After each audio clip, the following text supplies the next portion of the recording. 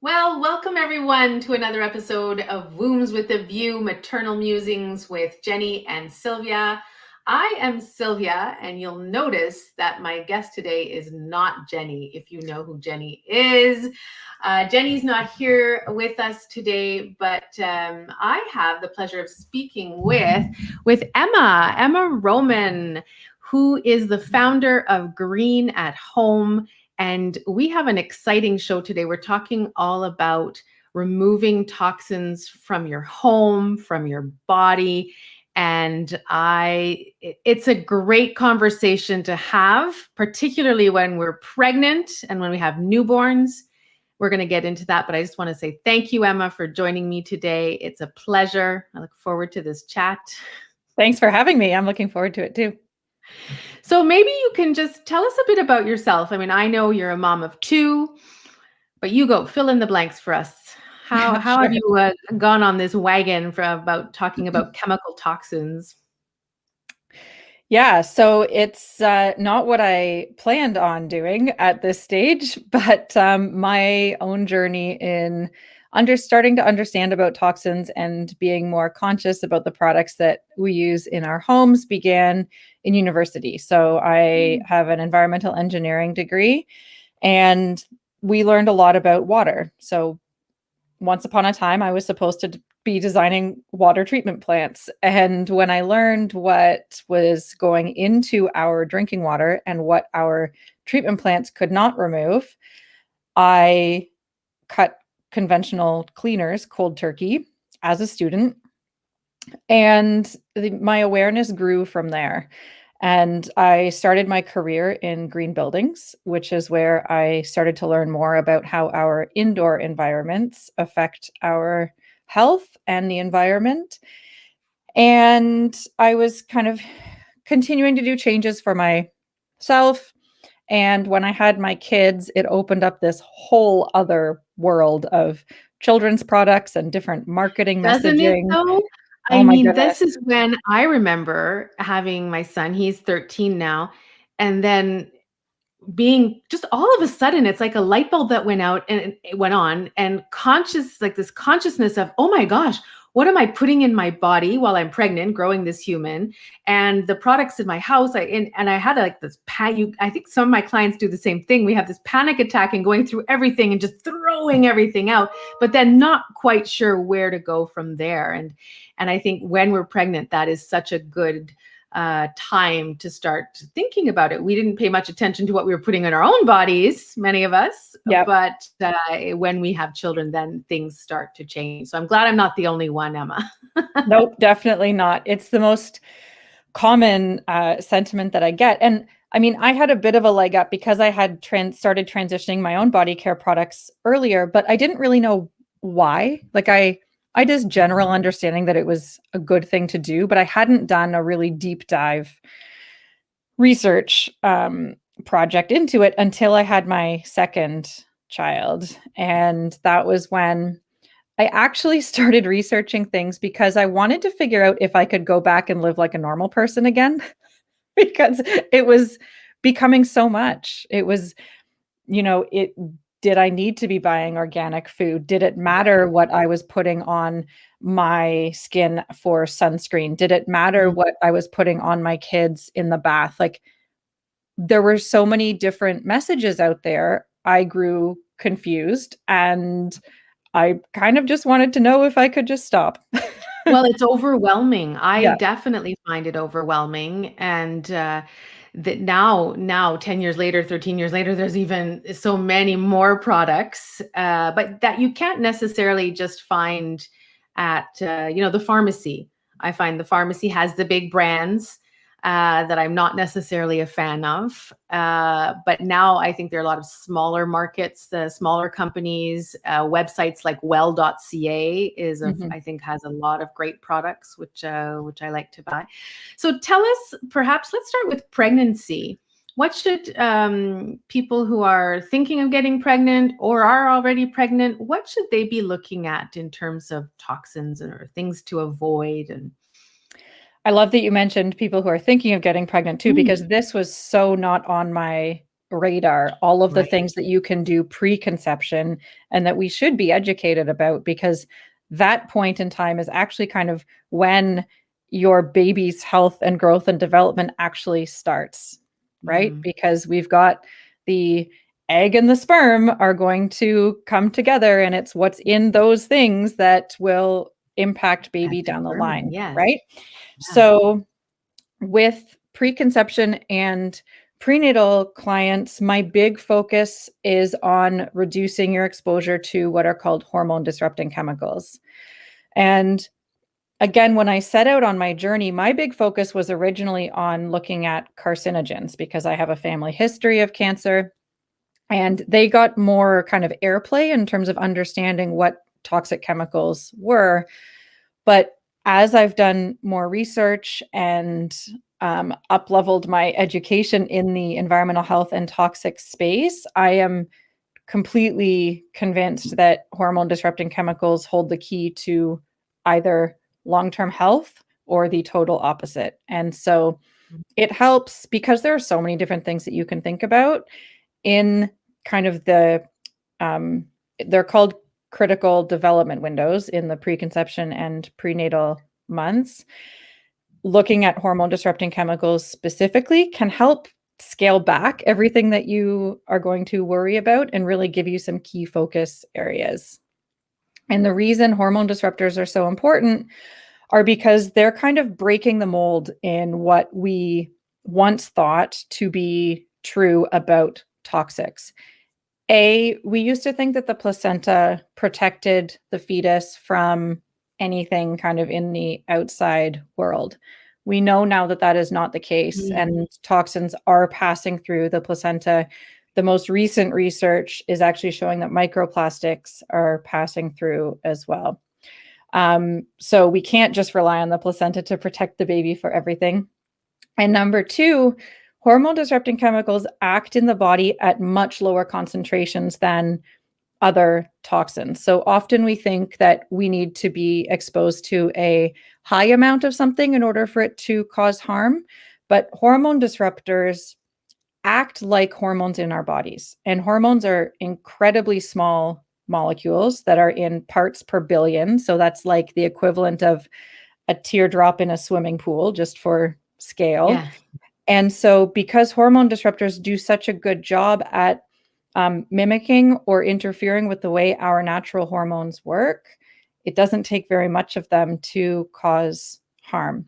Mhm. And in the growing baby in particular, they are undergoing developmental changes at a rate that we don't see as adults, right? Mm, All of their systems are growing and maturing and developing. And if this hormone disruption happens at these particular developmental windows, then it can have a trickle down effect down the line, affecting things like neurological development, metabolism, reproduction. All of these different systems are controlled by our hormones. And so the more that we can lower our exposure early, the better. and what does that look like when we're talking about these disruptors? That sounds very vague to me. I Mhm. wouldn't think we would read a label and say that this is a hormone disruptor. We have to know what they are. Or what we're so are you talking about the makeup we're putting on our, like, is it food? What are we as the birthing person, the mother, thinking about? So, hormone examples of hormone disrupting chemicals that you have probably heard of include BPA, which is found in some hard plastics and the Mhm. linings of cans, phthalates, which are found in some soft plastics, um, personal care products. Parabens are also in personal care Mhm. products. Some less commonly known hormone disruptors are things like triclosan, which is in antibacterial hand washes. It used to be in toothpaste. Um, it's a hormone disruptor. Some naturally occurring substances are also hormone disruptors. So, heavy metals like lead and arsenic that can be naturally found in our water. Um, they are hormone disruptors as well. So Mm. the other thing with that why hormone disruptors are so important is because we are literally surrounded by them. Now, this can make a lot of people shut down and I just know, I'm say, looking what's the point? listening to you, Emma, and going, "Oh my gosh, Yeah. there's So too many of them." Ah. I want to be very clear that my whole focus is on making steps and actions that are focused on reducing your body burden of toxins. So it's not that you are going to eliminate all toxins from your life. That is impossible. So that's not the Let's goal. start there. Yes, and Start it's there. step by Um, step. and so it's prioritizing the exposures that you are taking in most frequently that are going to have the highest risk of exposure to the chemicals that are most important to you, depending on what stage you're at in your life. And when doing that, it will just allow change to continue to kind of happen organically, no pun intended, Mm, over yeah. time, But right? we But if you build on the knowledge we have, I would imagine, exactly, right? We start somewhere. I exactly. say, don't like, I wouldn't do a whole overhaul, but let's start with one area that doesn't seem so overwhelming. Yes. Yeah. Mm. And the often where I start with people is your personal care products, your body care, Mm. skincare, because they're smaller ticket items. You use them up. And so, I never suggest that you go through your home and throw everything out and replace it all at once. And so, with your personal care products, you can look at what you're going through most regularly, what you're using every day. Usually I suggest what's sitting on your skin because that's, being absorbed throughout the day. It's different than just a wash off product where you might have some exposure, but it's for a short amount of time. So things like your deodorant, your makeup, your sunscreen, face lotion, that kind of stuff, you can start to prioritize. And why I like starting with skincare is because the ingredients need to be listed on the label. And that's Mm. not the case with a lot of housewares and things that you're going to be looking at down the line. But you can start to develop that. I call it like flexing your label reading muscle so that you can start to see some of the marketing language that's used and compare it to what's actually in the product so that you can better understand the information that you're taking in and how the product is actually made because greenwashing, which is when a label presents itself as green or healthy more than it actually is unfortunately quite rampant. And so being a conscious consumer and being able to read those labels effectively is the biggest skill that you can have. It's so important. And I'm like thinking of the food that we're eating and, Yes. oh, it's all natural. And I'm like, yeah, what does that mean? That's, I see that everywhere, natural flavors. And I'm like, okay, well, if you have to list that, that's something that you're putting in there, right? Yeah. Let's move perhaps to the, I mean, unless you have something else to say about the pregnancy side of things. I was thinking of the newborns. We have our babies and then then our homes become our target, I think, of babies not walking or crawling just yet, but around that 6-month mark they start to crawl, they're starting to eat foods, and I think that just brings everything to another level. Yeah. Yeah. And so starting the habits early before they get to Yeah. that stage will set you up for better success when they get there, right? Right. Um, and one of the reasons babies are more susceptible to toxic exposures as well is because they are taking things in a much different way than we are. We are not in the habit of crawling around on the floor and putting literally everything in our mouths. Thank So, gosh. yeah. Yes. And so they experience the world differently and they're at different risks of exposures than adults are. Um, and so when you start to think about your home when they're not crawling around on the floor is a great time to start thinking about what you're using to clean your home and Mm. what you're using on the floors.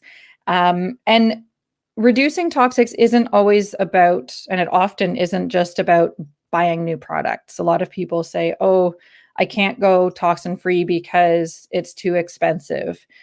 A, the goal isn't to go toxin free. I want to remind you of that. And B, there are lots of things that you can do that are you can integrate into your daily routine or weekly or monthly routines that don't cost money. And with babies in particular, dusting, which I know isn't sexy or fun, but hey, if you want a cheap and easy strategy, dusting can really go a long way to reducing toxic exposure, particularly when you've got little ones crawling on the floor.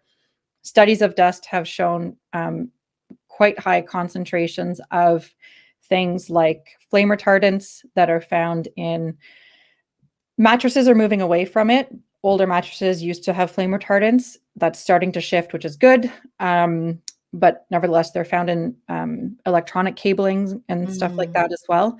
Phthalates have been found in dust, and any kind of ingredient that you're using on your body. Our skin is constantly sloughing off too, right? Like it's kind of a gross thing to think about, but that's what makes up dust And too. I'm not a big settling duster. out. I'm not a fan of dusting. I'll do other things, but yeah, that's like I said, after the show, Emma, I'm sure I'm going to go around my house now and I'll go and dust. Yeah. How do these, toxins play out? How do they manifest? What does the literature show in our children, let's say, or in ourselves? I mean, we talked about perhaps some, problem, could perhaps infertility when we're pregnant, or, issues with babies, but what about the newborns? Yeah. So what's interesting with toxins and hormone disruptors in particular is the research has been growing over the last few decades. And when we're studying anything that deals with short or low dose long-term exposure, the research takes a long time to come out, right? And so we're just now learning kind of what was started a few decades ago. That's right. The numbers are just coming out, which makes it a very challenging area of science to study and communicate. But I think we're at a bit of a tipping point now where we're really starting to see that there isn't a whole lot of debate now as to whether or if these toxins are causing problems. It's more of a matter of when and exactly how. So it's not like if you're using a shampoo with parabens, you're going to develop X at a certain stage in your life, right? So toxins can manifest in a few different ways. Part of it will depend on your genes, so how well you can process toxins through your body, and your overall environment. So I like to think of our bodies as a barrel, and our toxic load is kind of coming in the top. And we have detoxification systems that are designed to remove things that don't belong. And a lot of people say, well, that we don't need to worry about toxins because my liver will just deal with it. But if you're constantly filling up that barrel, your body needs time and ability to be able to clear out what doesn't belong. And so the problem is the exposures are constant. Our detoxification systems are not working very well. And so our overburdened systems overflow into our bloodstream. And that's where we get downstream effects. So specifically, we are seeing links with research has shown that children whose rooms have been kind of renovated or have had new flooring installed are at an increased risk of developing asthma and allergies. We see links with phthalates, which are in, again, soft plastics, shower curtains, anything made with that kind of PVC has phthalates in it. Phthalates can also be found in personal care products that might not be on the label. So anything with a fragrance ingredient that doesn't have disclosed ingredients might contain certain phthalates. There are lots of different phthalates, by the way. It's, again, kind of a class of chemical. And they are linked with hormone disruption from like the normal kind of reproductive issues that most people think of causing hormones, but also, again, with allergies. With heavy metals, they are known neurotoxins for children. And we're also seeing some hormone disruptors, I think BPA is one of them, joining this new class of chemicals called obesogens, which affect our metabolism and the way that we are able to process our food. So the effects continue to grow in terms of what we understand of how they work in the body. And it's concerning because it Yes. can result in a number of deficits for children throughout their life. So down to some nitty gritty, are we allowed to name products? Maybe no, we don't want to, but when you say, let's say, okay, I'm washing my floor, should I just wash it with warm water and vinegar? Should I go, what should I be looking for these organic things? Like, I'm thinking of the Like, moms who are listening here and what I yeah, use. I think I use the Method almond cleaner if I'm using something on my floor, or I have the Swiffer, which is yeah. probably toxic. If I'm looking, I'm like, oh no, tell me. So, I mean, yeah, we could go through all sorts of different product types, but I think some people really like cleaning with water and vinegar. I don't, because vinegar is not a soap. And so it's a half decent degreaser, and I use it to clean glass and mirrors. Mhm. But when I'm washing things that I want to get dirt and grime up and stuff, I like to have a product with soap in it. Okay. So that I like my homemade cleaners. I'm not a DIYer typically. It's just not my thing, but I make my own cleaners because they're cheap and really easy and they work. And so I just use Castile soap, I like very that. dilute Yeah. in water. You can get it. Green Beaver is a great Canadian company. Dr. Bronner's is another really common and popular one too. And I use Castile soap, baking soda, vinegar, water, washing soda, sometimes borax, and those are all of the ingredients that I use in my various recipes, which you can get on my website if you want to do that. And then for store-bought, I really like the brand. Can I give brand recommendations? Sure. Yeah. Sure. So Yeah. I really like the brand Ecomax. I'm not affiliated Ecomax. with them. They are Canadian. So they're easier to get in Canada, and they work really well, and they've got a good ingredient, like balancing performance and ingredients. I would say they're at the top of my list. There are lots of other ones. And I have a label reading training that gives brand recommendations as well and categorizes green, greenish, and greenwashed across personal care and cleaning products.